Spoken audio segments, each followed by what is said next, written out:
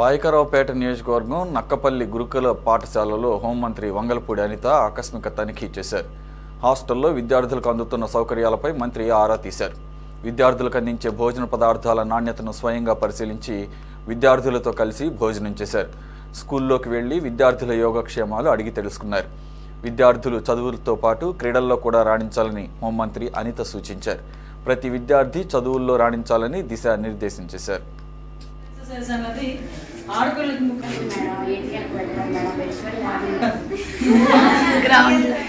నాంది ఫౌండేషన్ వాళ్ళు నాకు స్పెషల్గా ఒక 3 టీచర్లు కూడా వేశారు.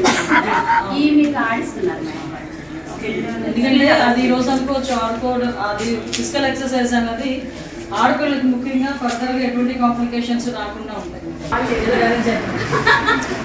ఓపెన్గా వేస్తే ప్రాబ్లం మేడం, ఏ ప్రాబ్లం ఉంటుంది ఆదివారం కూడా చిన్న వంటొచ్చు చదువుకోవడానికే కదా. చదువుకోకుండా మనం ఏదైనా కొంచెం అటు ఇటుగా కూడా ఉన్నా కూడా వాళ్ళు ఇబ్బంది పడతారు.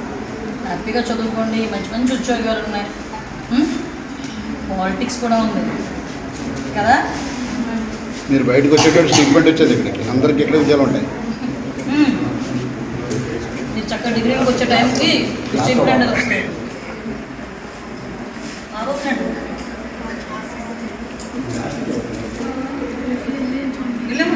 వెళ్ళాము